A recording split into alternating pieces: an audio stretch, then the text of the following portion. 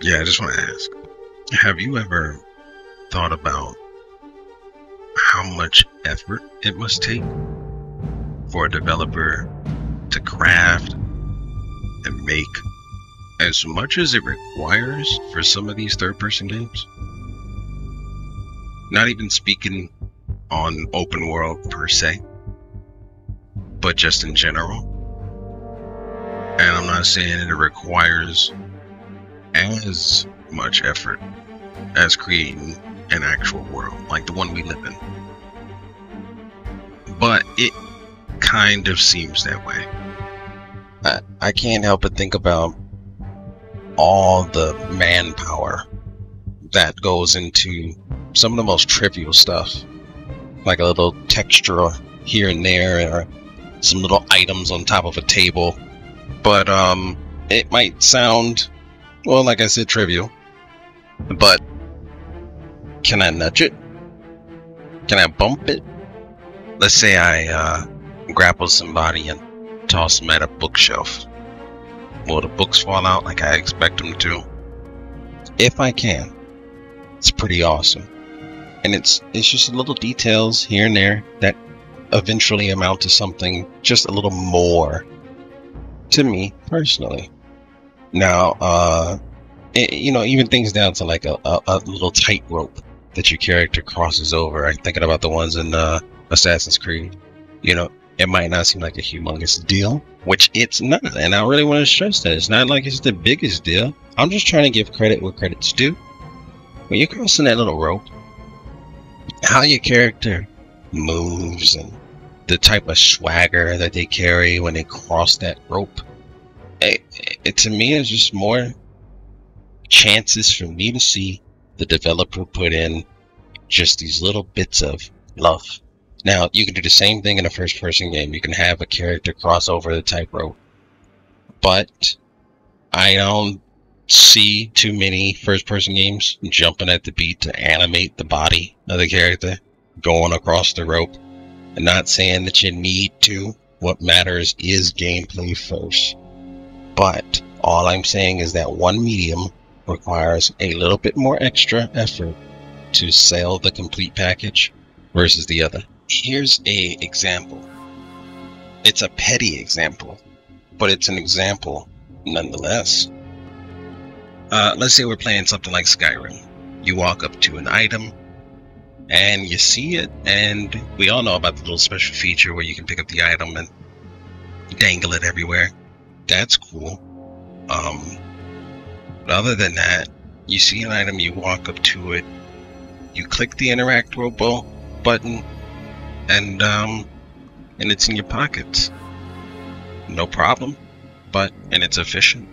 But on the other side, when it comes to a third-person game, typically, I'm not going to say typically when it comes to picking up items, a lot of times third-person games cut corners on stuff like that.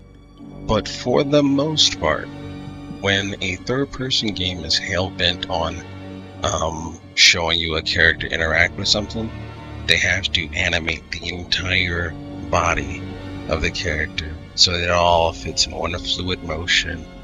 And it can be something as simple as walking up to a book, picking it up, maybe off a table, putting it in their pockets.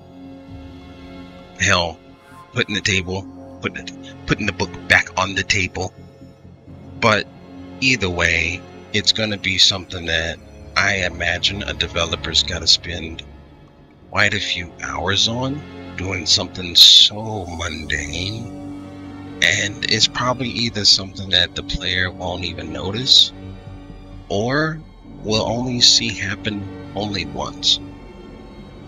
On the other side, we got situations which not that important, just trying to make a point, where some first-person games don't even feel the need to design a proper, third-person skeleton. And I think it's incredibly efficient. I think it's super smart not to do or to design things that you consider a waste or something that won't be needed all the time or could just use resources. But the thing is, it just makes it to where I want to give credit to the people who do. Right now, I'm thinking about Cyberpunk. I don't know if it's changed. Last time, at least in the beginning, I'm pretty sure even the shadows could show you exactly what's really going on behind the scenes.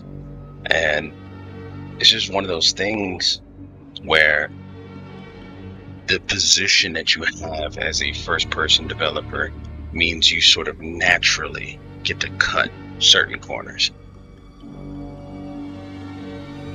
There's a few FPS games out there where if you look down, you can't see your body. You know, hey, that it is what it is. It's not gonna really ruin the game for me. But if I could see my body, my legs, especially when you have me designing outfits, that'd be pretty dope. Then we can take that to the further extent where first-person developers love to put you in situations where you need to platform. You know, you gotta jump from something to something, but you don't even have, and I always, you know, make fun of a friend of mine. I always bring this sort of stuff up. They want you to platform, and you can't even look down and see where your feet are. So you have no clue where the actual pivot point is of the jump. Is it the end of the world? No. Can I still do it? Yes. Would it be dope if more first-person games had that? I think so. Personally, as long as it doesn't get in the way of creative designs, do what you want to do, for sure. But if it was there, it would be appreciated by me. The problem for me personally is that I hit a point with first-person games where I can no longer imagine what a developer would possibly do to really separate themselves from the rest of the pack. Each developer, if they put a gun in your hand, let's say they put a sword in your hand, it's kind of integral that they have the precision while aiming and at least fluid hand emotions, and if it's a real go-getter, you got a decent looking body when you look downwards. All those little details, for me, it's not like these are integral to exactly every first-person game, not at all. But the little details, they just show that you didn't choose to skip it. Choosing to skip making something can sometimes just be the easier route. And I imagine that whenever you choose to leave something in intentionally, you chose the harder route. And like I said earlier, I want to give credit where credit is due. Point is, first-person games. I was looking at some videos on like Scorn, and I do remember that they did a few things that were interesting for the perspective. But I mean, again, even as interesting as the videos were that I was checking out, it's limited. It feels like first-person games are 100% limited in the amount of things that they can show the player. And all I'm asking and thinking about right now is just, what else can they do? This video isn't really meant to talk infinite trash about first-person games. I'm at a point where I'm genuinely curious. Can anybody else give me any ideas? Can anybody in the comments give me something that might jog an idea? Basically, let me know. What can a first-person game do